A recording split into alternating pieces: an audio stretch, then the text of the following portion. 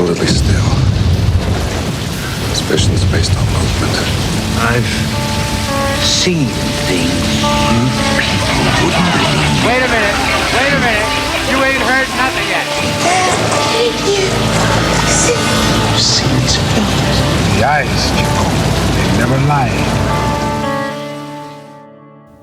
Bonjour à toutes et à tous, bienvenue dans Colmat, l'émission cinéma des étudiants et étudiantes de l'école Louis Lumière, qui comble les trous dans votre emploi du temps en vous conseillant des films à aller voir en salle. C'est le deuxième épisode de ce podcast que vous retrouverez toutes les 2 semaines, consacré au cinéma récent ou moins récent que l'on peut voir au cinéma. Aujourd'hui derrière les micros, Thibaut Noireau, et pour dire des bêtises dedans, Clément Colliot, Loïc Matos et notre invité, Thomas Granet-Tegler.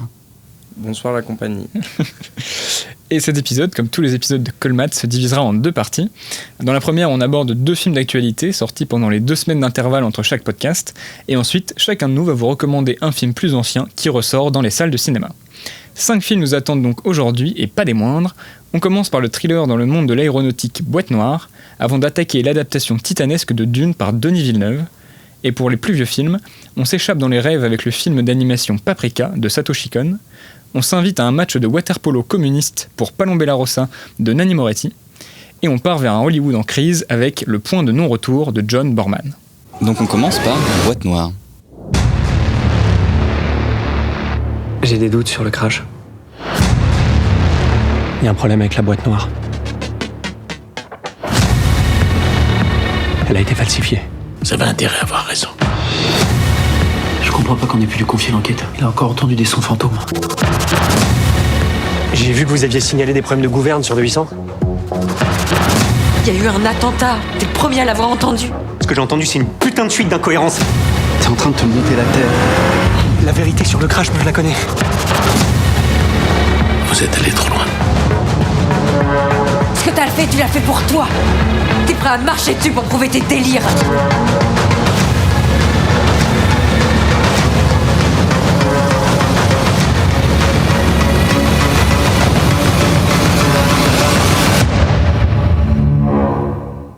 Dans la même vague de films français américanisants tels que Le Chant du Loup, Yann Gozlan arrive avec Boîte Noire, une nouvelle proposition de thriller centrée autour du son.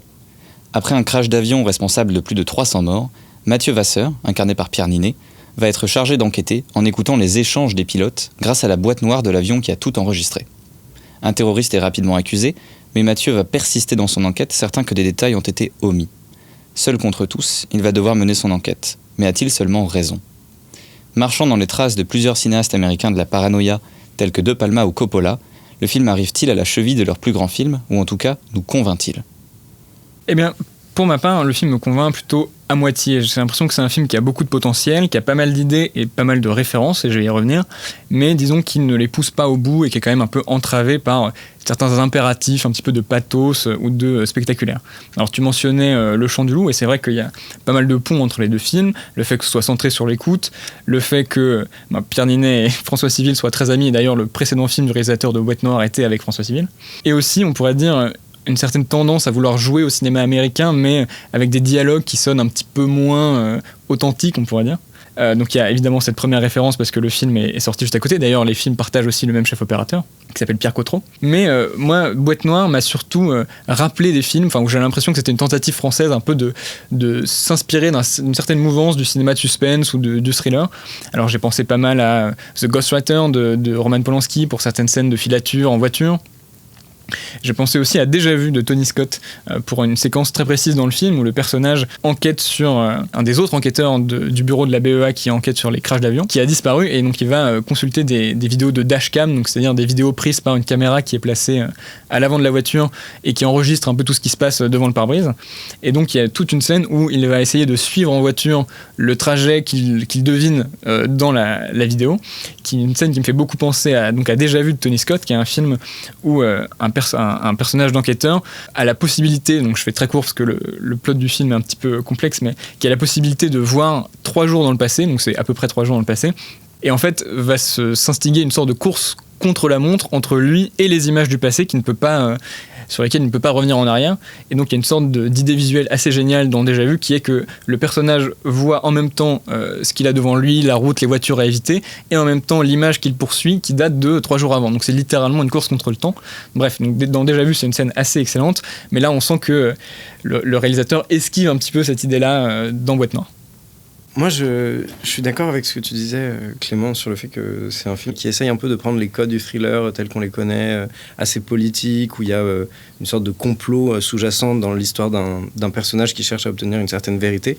Et en fait, d'une certaine manière, ça me fait très plaisir de voir un film comme ça, un film français qui prend plaisir à essayer de raconter un peu une histoire comme ça et qui le fait pas si mal. Il y a de très belles scènes, il y a des idées de mise en scène assez saugrenues mais qui marchent vraiment pas mal, que ce soit à la fois sur tout le traitement des données, à la fois les données sonores et les données vidéo que récupère le personnage, qui sont en fait tous ces objets d'archives qu'il utilise pour essayer d'aller jusqu'à la vérité. Et du coup, le traitement du son en particulier, le doigt est mis dessus dès le départ. Alors, dès qu'on voit le personnage pour la première fois, on a une espèce de travelling avant sur son oreille. C'est flagrant, on sait qu'on va être emmené là-dedans. Mais je sais pas, pour autant, il y a vraiment des séquences où la première écoute de la boîte noire du crash de l'avion dont il est question dans tout le film, on est dans une espèce d'auditorium comme celui dans lequel on est maintenant, et les personnages se remettent à parler avec leur casque et dans des petits micros. Et en fait, il y a une espèce d'ambiance qui est complètement altérée justement du fait qu'ils soient en micro et casque, et ils se parlent à travers ça. Et le son, à ce moment-là, de la séquence, est vraiment troublé. Et en fait, ce trouble vient aussi après le premier contact qu'on a avec toute la boîte noire, tout le déroulé presque véritable de l'accident. Tout ce qui est centré un peu sur le son, sur des choses comme ça, sur l'écoute du personnage, est souvent très prenant. Justement, une séquence où, parce qu'il cherche une espèce de balise dont il s'aperçoit qu'elle est sous l'eau, le personnage va plonger la tête dans l'eau, et il plonge la tête juste d'un côté pour avoir une oreille et écouter au fond de l'eau, et la caméra se renverse avec lui. Enfin, c'est bluffant comme plan. Vraiment, ce moment-là, on le voit pas forcément venir, mais ça nous entraîne vraiment avec lui à l'intérieur. Et il y a de ces idées chouettes dans un film et qui donnent envie en fait de l'apprécier. Et il y a peut-être quelques petits défauts par-ci par-là. C'est vrai que je te rejoins beaucoup sur la qualité de la mise en scène du film à beaucoup de moments, alors que c'est pas forcément super commun dans un cinéma français grand public de s'amuser avec la mise en scène et de chercher des choses qui peuvent rendre tangibles les éléments sous-jacents du scénario. Et c'est quelque chose, justement, qui, moi, me rappelle directement beaucoup de cinéastes américains, comme on le disait plus tôt, qui ont beaucoup inspiré le réalisateur, je pense. Notamment, Clément parlait d'autres cinéastes que moi, donc finalement, peut-être que le film capte énormément de références.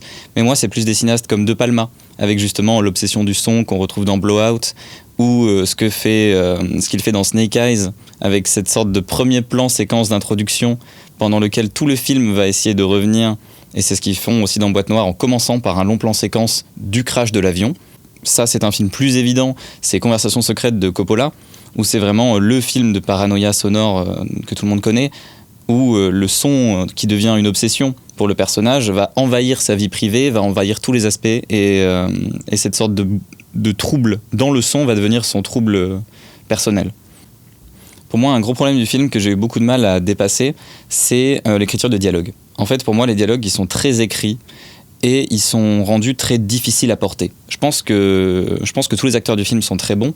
Je pense qu'André Dussolier ou Lou Delage n'ont plus besoin de faire leurs preuves, mais pour autant, je les ai pas trouvés vraiment justes dans le film. Par contre, Pierre Ninet, je le trouve très crédible en fait dans le film. Je sais pas comment est-ce qu'il a fait pour se démarquer du cast. Je sais pas si c'est parce que son rôle est écrit différemment et plus simple à porter, ou juste parce que il a plus réussi à incarner son personnage. Mais en fait, il y a quelque chose qui se joue beaucoup plus dans le physique chez lui. Alors que les autres acteurs, c'est beaucoup de texte. Lou Delage surtout, c'est un personnage très droit, qui a peu d'espace de vie corporelle, alors que Pierre Ninet, il a beaucoup de mimiques, beaucoup de façons de se tenir, de jouer presque un peu le personnage un peu geek, qui est un peu tout seul dans sa bulle. Il porte d'ailleurs des sortes d'écouteurs qui lui permettent de ne pas entendre le bruit autour de lui, et qui rendent encore plus cette sorte de personnage qui vit tout seul avec lui-même dans sa tête, quoi.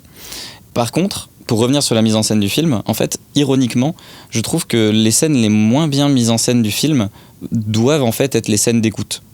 Je pense qu'en fait, les scènes où le personnage est sur son logiciel d'écoute, en termes de son, c'est très intéressant, comme ce que tu expliquais tout à l'heure, Thomas, mais en termes visuels, on est vraiment sur quelque chose de beaucoup plus classique qui ne va pas nous immerger dans cette sorte d'expérience sonore visuellement, avec beaucoup de chant contre chant sur d'abord Pierre Ninet et puis Audacity, quoi. Enfin, c'est pas Audacity, mais l'idée est là. Et moi, c'est des scènes qui m'ont du coup tout de suite moins passionné que d'autres, alors qu'il y en a où tout d'un coup la mise en scène s'envole. Par exemple, un plan que j'aime beaucoup dans le film où le personnage perd totalement les pédales et il va y avoir un gros travelling circulaire autour de lui et de son ordinateur sur lequel il tape de plus en plus vite, de plus en plus fort. Et cette mise en scène-là va nous impliquer beaucoup plus émotionnellement dans le film que juste un plan sur un ordinateur, quoi. Bah, je suis assez d'accord que j'aurais aimé que le film soit un peu plus radical, disons, dans ses thèmes qui sont... l'un étant évidemment l'écoute, parce qu'on sent que la caméra a un peu envie de s'approcher, quoi, de cette espèce de matière sonore, les formes d'ondes, donc la visualisation qu'on a des fichiers audio. On sent qu'il y avait quelque chose à faire, mais je trouve que le film va pas à fond dans cette dynamique, voilà, de qu'est-ce que c'est que cette matière orangée étrange qui représente le son, et qu'est-ce que ça fait quand on la modifie. Enfin, je pense qu'il y avait des idées picturales un petit peu à aller chercher, mais qui sont pas menées à terme. Je pense aussi que le film aurait pu être plus radical sur ce qui me semble être son vrai sujet, et là où il est le meilleur, c'est un peu cette question du rapport au virtuel, puisque le personnage de Pierre Ninet, qui est un petit peu asocial, qui a tendance à se retirer des soirées mondaines, qui met des oreillettes à réducteur de bruit pour cacher les sons de la foule autour de lui, en fait c'est un peu une sorte de professionnel du monde virtuel, quoi. C'est-à-dire qu'il fuit le réel, et son métier consiste un petit peu à disséquer et réorganiser le réel pour essayer de mieux le comprendre et transformer un son brouillon en des faits précis. Et j'ai l'impression que le film essaie un peu de nous parler de ça, et il le fait dans 2 scènes un petit peu au milieu du film, qui sont pour moi vraiment les meilleures scènes du film, que j'ai trouvées hyper prenantes et très imaginatives en fait, dans ce qu'elles nous montraient de ce rapport au virtuel. Il y en a une où le personnage va voir la carcasse de l'avion, donc il y a plein de pièces détachées de l'épave. Et au sol, on a un tracé, un peu comme à la Marelle, avec juste des cases blanches qui représentent les positions des sièges, et éventuellement certains sièges qui ont été retrouvés du crash sont là, etc. Et en fait, je trouvais que c'était une très bonne métaphore visuelle de qu'est-ce que c'est en fait virtualiser des corps. C'est-à-dire qu'on a un espace quadrillé, on a des numéros, on a des informations et des timecodes, mais aucun corps.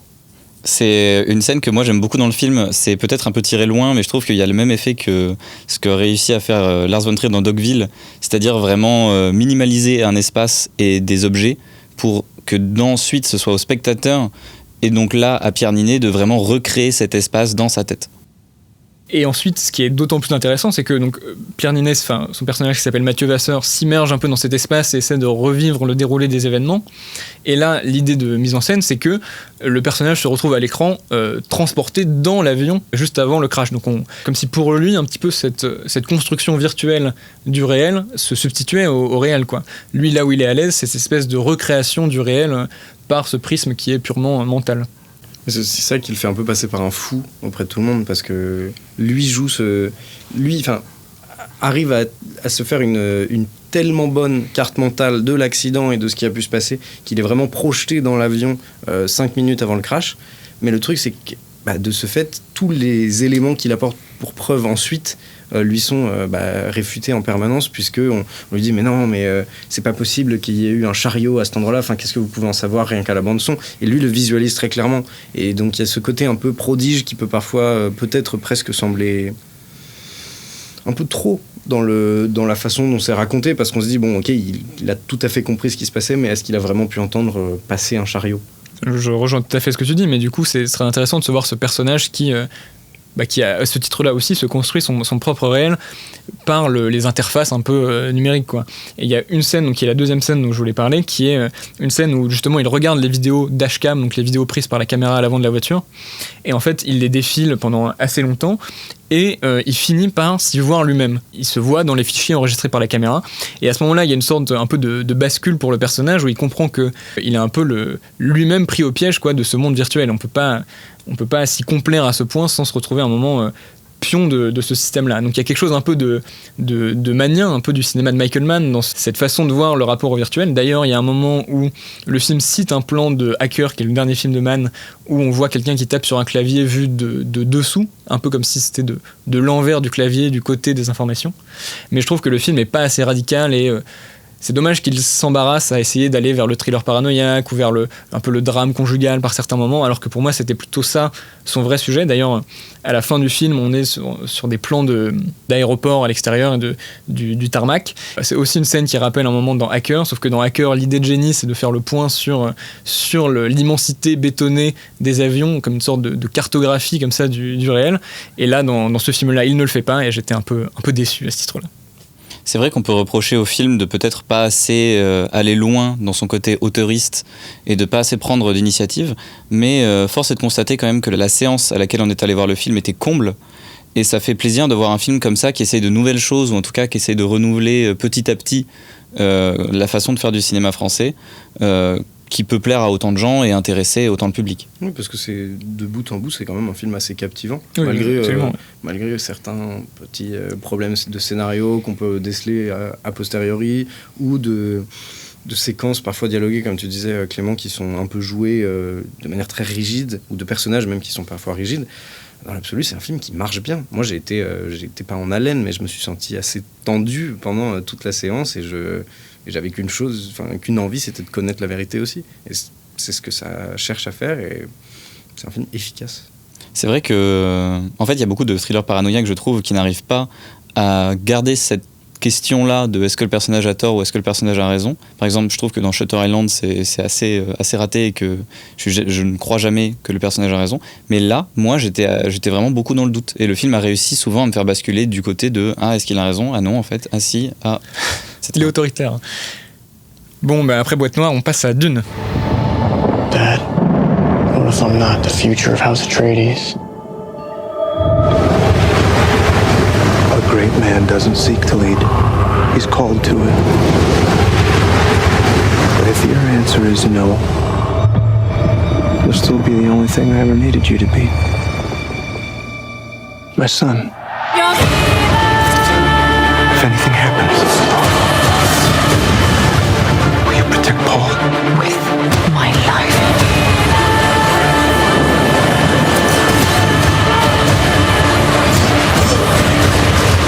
Only together can we stand a chance.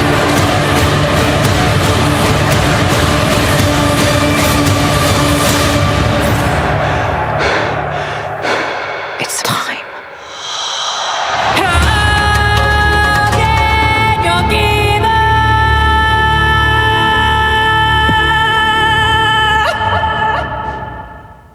Presque un an après sa date de sortie initiale, Dune est enfin dans les salles.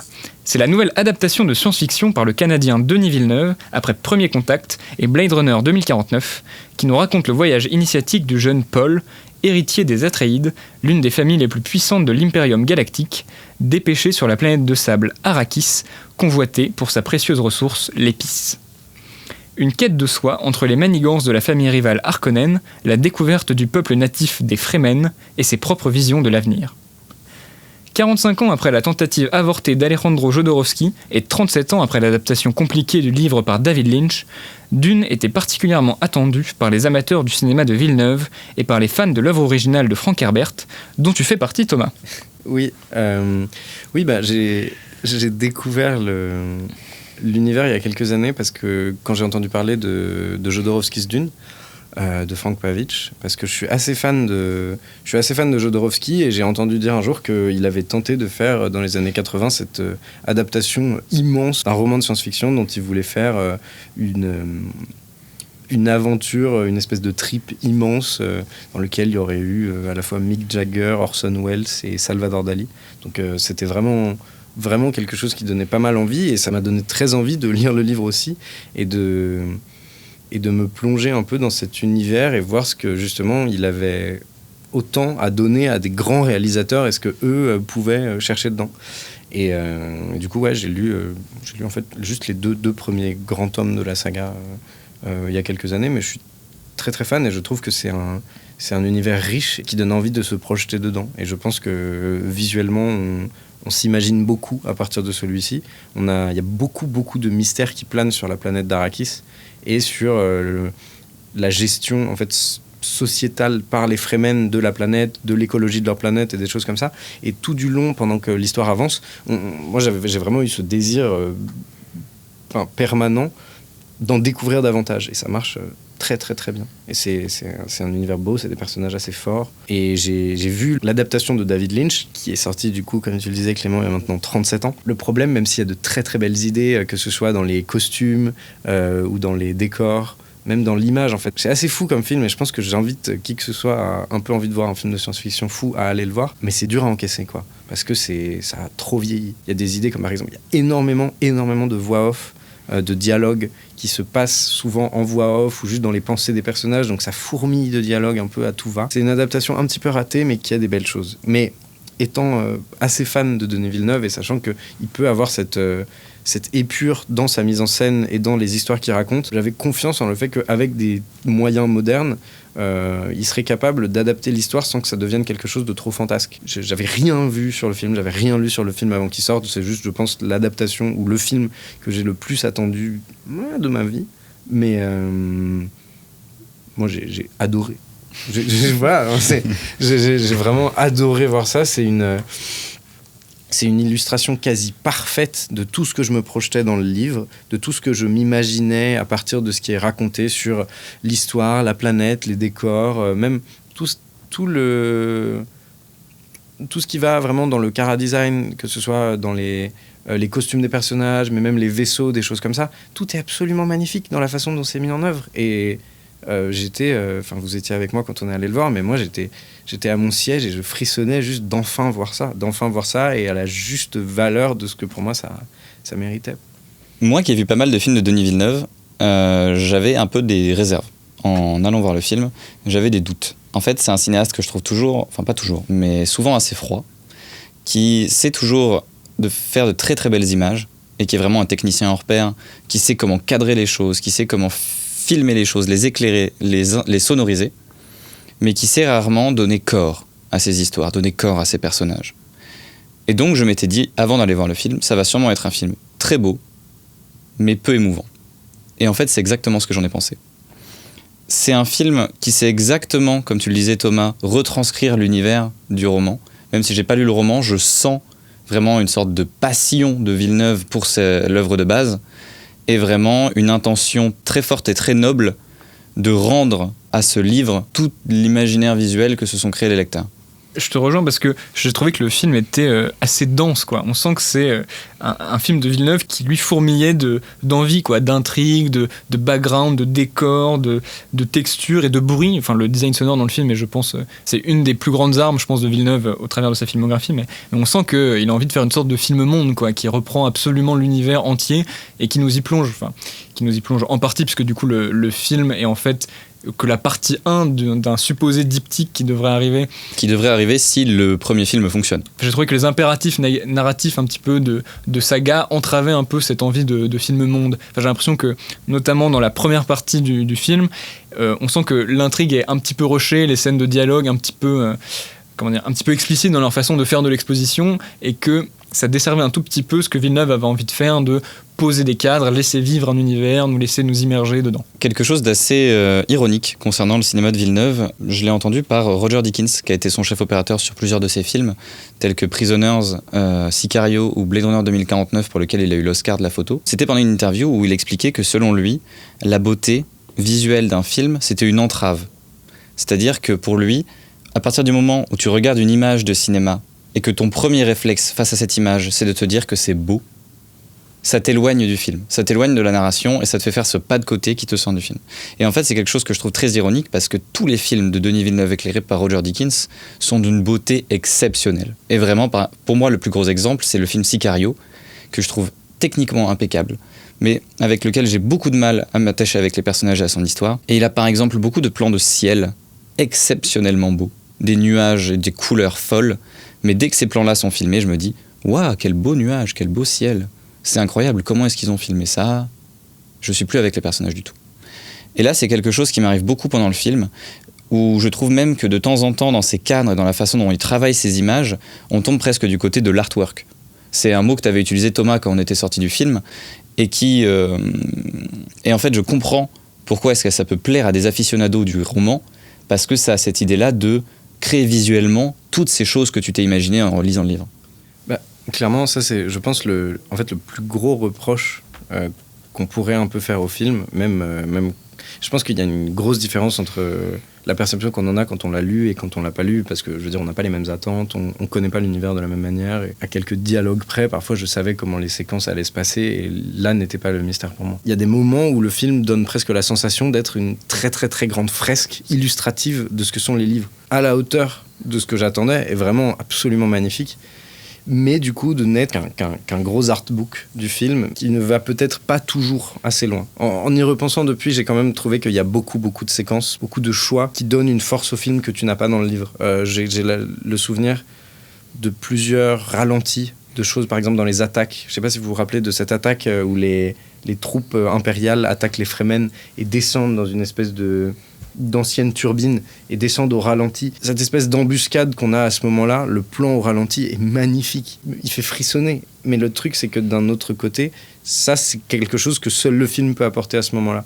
Et en fait, j'ai aujourd'hui un peu la sensation que le film a quand même beaucoup de choses qui peut permettre par rapport à ça. Mais juste, je voulais revenir sur ce que tu disais, Loïc. Cette citation de Dickens dont tu parlais, je la connaissais pas et je trouve très amusant parce que moi, justement, j'ai un problème. Enfin, la première fois que j'ai vu Blade Runner, j'avais eu un vrai problème avec parce que je trouvais que je m'arrêtais trop sur les images, les tableaux successifs. Et je me disais, en ayant déjà vu un petit peu des images auparavant, je suis bloqué dans ma simple lecture et immersion dans le film parce que je vois des tableaux se succéder. Et dans Dune, ça a été l'inverse.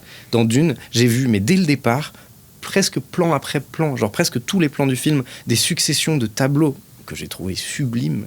La façon dont ça filme la matière, la façon dont ça filme les textures, les compositions d'images. Après, je pense que j'ai un énorme biais parce que j'ai bien aimé le film, j'avais envie de l'aimer, et voilà. Mais j'ai aussi la sensation que toute l'admiration qu'on peut avoir pour ces tableaux-là, ça marche aussi dans cette espèce d'opulence de fresques impériales, de fresques dans l'espace, de personnages qui arrivent sur une nouvelle planète et donc qui arrivent en grande pompe avec leurs armées, avec leurs plus grands costumes. Il y a un épique qui est de rigueur, en fait, dans la façon qu'on a de montrer la plupart des choses dans Dune, puisque justement c'est le thème, c'est ce thème des grandes familles qui se battent, des familles qui se battent pour la défense d'une planète et des autochtones qui essayent eux de défendre leur planète à eux, donc ça va tout de suite dans le grandiloquent et c'est pour ça que tous ces tableaux-là, j'ai beau m'être arrêté en me disant oh putain, ça collait toujours dans ce qu'on voyait parce que c'est un film qui s'admire aussi. Mais là où je dois te rejoindre quand même si le film m'a peu ému, c'est que j'avoue que j'ai vraiment eu l'impression de faire face à un film immense, quoi. Vraiment un film épique à la grandeur d'un Lawrence d'Arabie où en fait vraiment devant le film j'avais presque l'impression de découvrir Star Wars en 1977, quoi. J'avais vraiment l'impression de faire face à une œuvre qui allait devenir immense, et d'autant plus que le film nous présente, comme tu le disais, des thématiques et par la figure presque du monomythe, reprend des choses qui font naturellement des histoires très épiques. Mais pour autant, j'ai quand même cette réserve où je me dis que je suis quand même plus ému devant Star Wars, quoi. Enfin, il y a un truc dans le premier Star Wars où, avec des scènes toutes bêtes, la scène de la cantina, ce genre de moment où tout d'un coup t'es avec le peuple, t'es un peu avec les gens, tu ressens toute la vie. Et je regrette pas avoir vécu ça devant le film. Je te rejoins, Loïc, sur cette idée que le film ressemble un peu à une sorte de succession de concept art. Vous savez, ces espèces d'illustrations extrêmement léchées qu'on voit par exemple en dessin préparatoire de film, ou une sorte de, je sais pas comment on pourrait appeler ça, de music book, de mise en son de Dune le livre. Mais j'ai l'impression que là, justement, on tourne autour de ce qui fait un peu le cœur de Dune et un peu le cœur du cinéma de Villeneuve. Pour moi, Villeneuve, c'est toujours été une sorte de plasticien assez froid, parce qu'il crée des tableaux et parce que, voilà, c'est pas péjoratif dans ma bouche de dire que c'est un plasticien froid, c'est comme ça qu'il est comme cinéaste, mais qui avait cette faculté de transcender ses visions par des sortes d'incises, de retour à la matière. Et c'était un peu le cas pour moi dans Blade Runner 2049, qui était un film passionnant en fait par son côté un petit peu virtuel en opposition avec ce qu'était le premier Blade Runner, mais qui arrivait comme ça avec des inserts sur des objets de façon très précise et très insistante à revenir un peu à la matière. Et en voyant Dune, je me suis demandé si c'était pas une sorte de continuation de cet esprit un peu de Blade Runner, parce que ce qui m'a passionné finalement, c'est que le film, je l'ai trouvé très désincarné. Mais il y a beaucoup de choix dans le film qui corroborent cette idée. C'est pas qu'une sorte de détachement que j'ai eu par rapport à lui, mais il y a une grande esthétique dans le film de la disparition. On a des personnages qui sont à demi-vue dans la brume, toute cette photographie qui est l'œuvre de Greg Fraser, qui joue sur une lumière, je trouve que c'est un accomplissement assez fou d'ailleurs, je suis assez fan de cet équilibre qu'il trouve, mais qui joue sur une lumière toujours en indirect, avec des personnages qui sont dans une sorte de demi-ombre, les couleurs qui sont très éteintes. Il y a une sorte d'appel du vide, je trouve, assez fort, quoi. On a des personnages qui sont très archétypaux, l'architecture du film est très bizarre, un peu hors du temps, quoi. Je trouve que c'est étonnant en fait d'avoir une sorte de blockbuster comme ça qui joue la carte de la désincarnation. Je me suis demandé si, au-delà d'être peut-être une frustration de ma part, il n'y avait pas quelque chose d'intéressant là-dedans, puisque pour moi la quête de Paul Atreides dans le film, c'est une quête d'incarnation, parce que Paul, quand on le découvre, c'est un peu l'ombre de ce qu'il va devenir.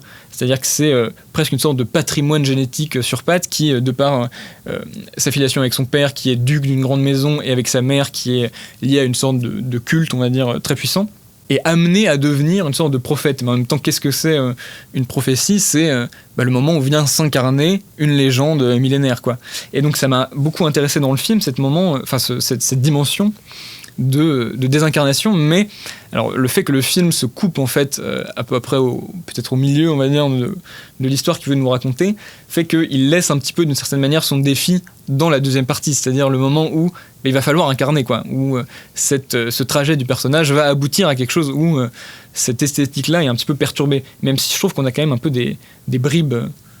Denis Villeneuve dit d'ailleurs lui-même que pour lui ce film c'est un avant-goût, que c'est l'entrée et que le deuxième volet sera vraiment le repas. C'est beaucoup de la stratégie marketing du film. Mais... Allez le voir pour qu'on puisse en faire un deuxième. Exactement. Mais en même temps, je trouve ça assez... j'ai l'impression qu'il y a quand même des pointes de ça, quoi, dans le film, des moments où il insiste sur des sortes de symboles un petit peu cryptés, et toutes ces visions qu'a Paul, où il voit notamment beaucoup le peuple des Fremen, où tout de suite on retrouve de la couleur, on retrouve des émotions, on retrouve du sang, de la corporalité, parce que c'est assez drôle de voir un film sur un désert aride où il fait extrêmement chaud, sauf que personne ne sue, il n'y a pas un grain de sable qui s'infiltre dans leur combinaison, c'est assez inattendu.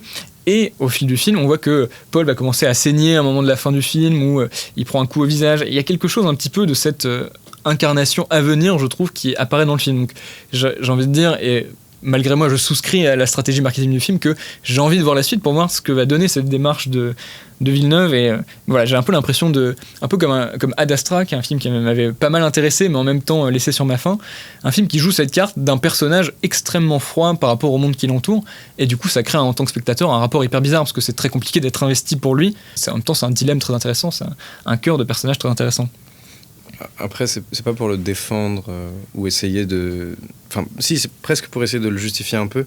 Le fait est que les personnages dans le film se sont toujours tellement investis de missions ou d'espèces de destinées qui sont bien plus grandes que leur simple incarnation humaine et sont soit des enfants de grande famille, des choses comme ça, qu'il est dur de leur laisser un peu la place à des sentiments, dans la mesure où justement un personnage comme Paul, il sait qu'il fait partie de ces personnages qui savent qu'ils ont une destinée énorme et évidemment on peut pas être en empathie avec eux comme on serait en empathie avec un simple personnage humain, parce que c'est un personnage qui connaît le poids de sa destinée et qui... Voilà, enfin c'est vraiment ce genre de thème de film. Donc moi j'ai pas été trop étonné non plus en le lisant et en le regardant de ne pas avoir tant de connexion, tant d'empathie avec le personnage. Je pense que ouais, elle est ailleurs, c'est dans des combats plus grands entre factions, entre des choses comme ça.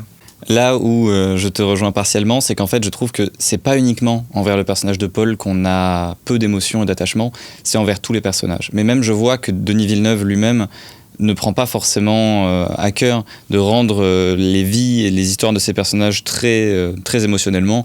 Quasiment tous les personnages qui meurent dans le film meurent en plan large, sans aucune forme d'émotionnalisation, je sais pas si ça se dit, de leur décès. En interview, j'ai déjà entendu dire Denis Villeneuve que pour lui, ce qui l'intéressait le plus dans les films qu'il faisait, dans le cinéma en général, c'est les scènes de poésie. C'est des scènes où comme ça, tout va se mettre à marcher ensemble, la mise en scène, le scénario, le son, la musique, tout va créer une sorte de moment sans dialogue, juste de puissance cinématographique. Et j'ai l'impression que, encore une fois, c'est vraiment pour ça qu'il fait son film, comme je trouve systématiquement, sauf Ennemi et Premier Contact, que je trouve très réussi de sa part, plus chaud. Et donc là, dans le film, j'ai l'impression que ces scènes-là de poésie qui le passionnent, c'est les scènes où il va juxtaposer des éléments de taille vraiment différente et de confronter comme ça des immensités. L'immensément petit, par exemple, un moustique à un moment qui est envoyé pour tuer le personnage de Paul Atreides, et cette sorte de rapport entre la taille normale et vraiment le tout petit, ou évidemment la figure culte du livre Dune, les vers de sable immenses, et notamment une scène où un ver de sable va venir dévorer une station, et un plan comme ça qui va mettre en exergue la petitesse des personnages et de leur vaisseau face à cette force de la nature indomptable. Le fameux ver Shai-Hulud qu'on ira tous retrouver dans Dune deuxième volet. Bien sûr. Eh bien Loïc, tu peux garder la parole puisque nous allons passer au film du passé. Et tu vas commencer par nous parler de Paprika, de Satoshi Kon.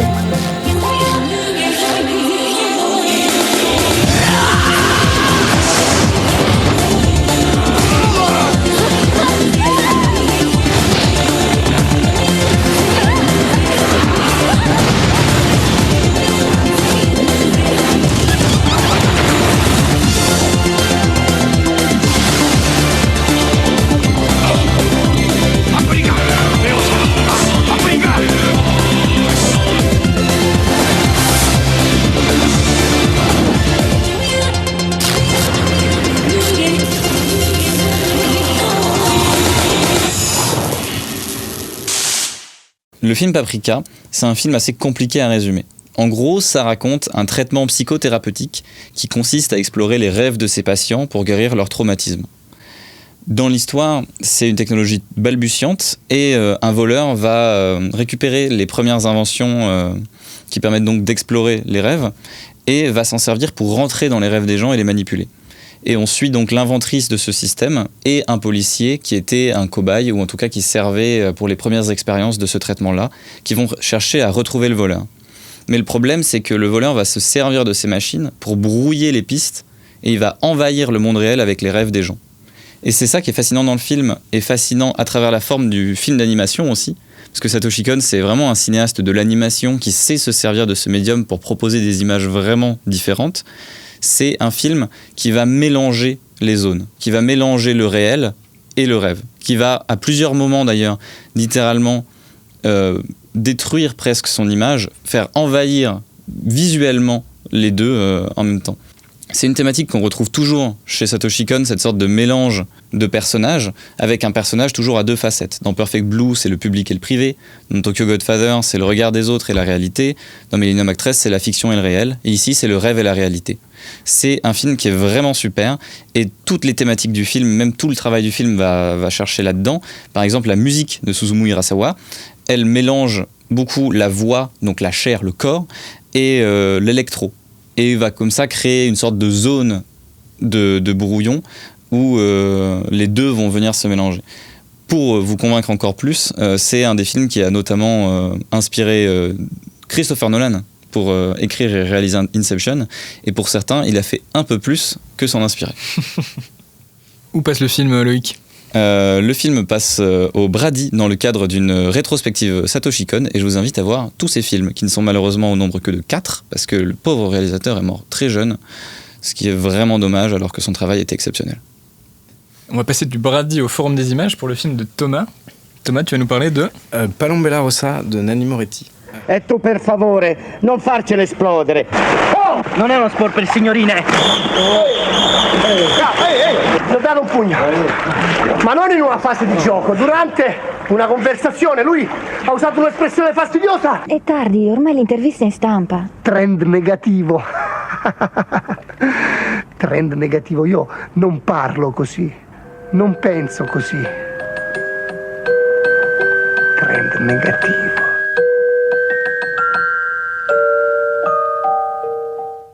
Alors c'est un film que j'ai vu il y a très longtemps, donc je vais tenter de résumer, tu as essayé toi tout à l'heure Clément de le résumer en une partie de water-polo communiste, ce qui en fait est pas mal dans la mesure où c'est un film très fou, très étonnant d'un réalisateur que moi personnellement je connais assez peu, c'est le premier de ces films que j'ai vu et j'ai vraiment été étonné de cette espèce de curiosité que c'est. Enfin, c'est l'histoire d'un cadre du Parti communiste italien qui devient amnésique à la suite d'un accident de voiture, et pendant une partie de water-polo un soir recouvre progressivement la mémoire.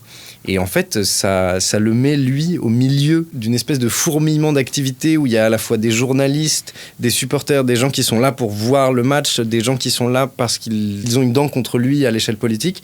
Et lui est au milieu, en fait, de tout ça, dans la piscine, à jouer et à se remémorer des événements de sa vie et comprendre un peu des choses comme ça. En fait, c'est un film étonnamment très drôle parce que c'est très loufoque, je veux dire, il est complètement en décalage avec tout ce qui l'entoure, avec les autres joueurs de water-polo, avec les gens qui viennent lui parler, avec sa propre fille, avec une journaliste qui essaye de lui parler et à qui lui reproche son espèce de raccourcissement et d'utilisation du langage un peu abusive, à tel point qu'il la gifle. Voilà, ce film, j'ai trouvé dans mon souvenir, et j'ai très hâte d'aller le revoir parce que justement, j'en ai un souvenir, disons, un petit peu flou, mais un excellent souvenir. C'est ce personnage qui, on a la sensation, à la fois en tant que personnage, mais aussi peut-être en tant qu'homme et en tant que réalisateur, qui se retrouve confronté à plein de questions autour de lui, des questions qui lui sont contemporaines, et où il se retrouve à vraiment devoir se poser la question de comment accepte-t-il les choses autour de lui, comment accepte-t-il sa place dans la société dans laquelle il vit, dans sa société politique et des choses comme ça. Et tout cela avec une image assez belle, enfin vraiment très très belle, qui rappelle en fait presque un burlesque de Tati et des choses comme ça. Et dans un film un petit peu triste parce qu'on sent le désarroi, on sent le désœuvrement du personnage, mais très drôle aussi. Et je vous invite à aller le voir, du coup, ça passe le 26 septembre au Forum des Images, c'est à 18h. Et donc maintenant, Clément, tu vas nous parler d'un de tes films préférés de John Boorman, Point de non-retour. Things aren't done this way anymore, Walker. Let's be reasonable.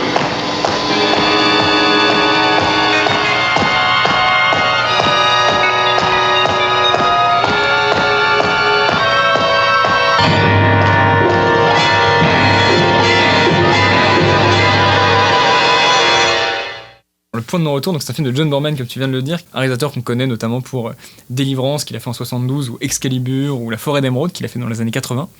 C'est un cinéaste anglais, et Le Point de non-retour, c'est un film qui est plutôt tôt dans sa filmographie, puisque c'est son deuxième film et son premier film américain.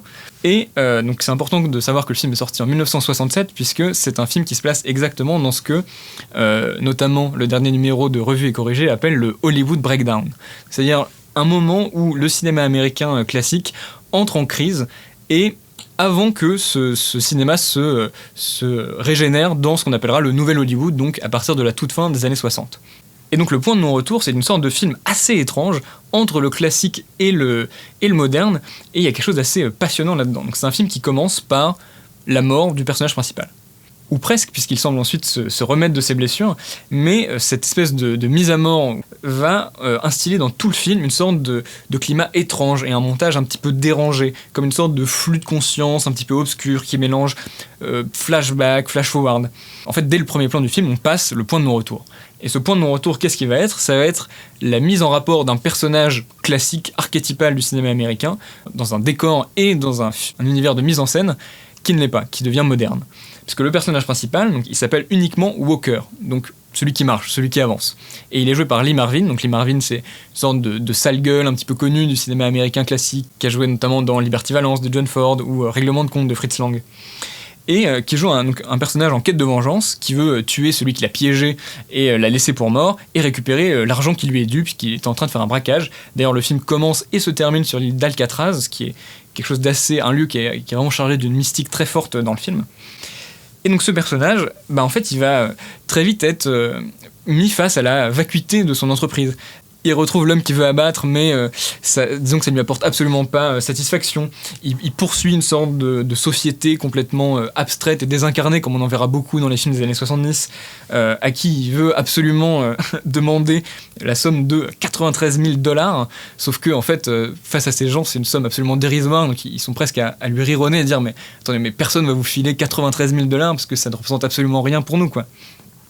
C'est un peu une sorte de mise en crise, voilà, du héros classique, et je trouve que le film est passionnant pour cette espèce d'étrangeté qu'il a en son cœur. Et il y a notamment un autre personnage avec lequel celui de Lee Marvin va s'articuler, qui est celui de Angie Dickinson, que vous avez pu voir dans Rio Bravo notamment, qui est la sœur de sa femme qui est décédée.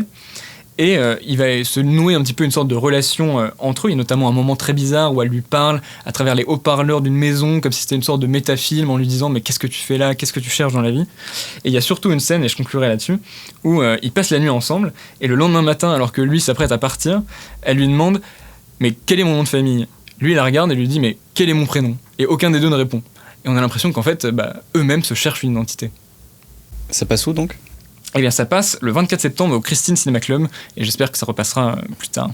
Merci beaucoup à toi Thomas d'être venu pour cet épisode, c'était un plaisir, j'espère que ça t'a plu autant qu'à nous. Merci de m'avoir accueilli, enfin, c'était un vrai plaisir, c'était très rigolo. Merci de me faire rentrer dans l'univers de Colmat, parce que je sais que c'est notre première invitée, incroyable. C'est ça en plus. Vivement ton retour. C'est une citadelle dure, imprenable même. Mais non, enfin, moi je suis ravi de pouvoir venir parler de films avec vous, de continuer quand on ira manger après, et de, je sais pas, juste passer un petit moment cool, parler de films dont on a envie de parler, et c'est très agréable de faire ça, donc continuez comme ça les gars.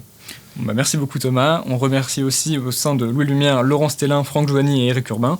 On remercie Thibaut qui est notre ingé son et qui va aussi s'occuper du mixage. On remercie Mathias Debar pour le générique de l'émission et Joshua Lac pour le logo. On se retrouve pour le prochain épisode dans 2 semaines et on se voit en salle. À la prochaine. Salut les campeurs.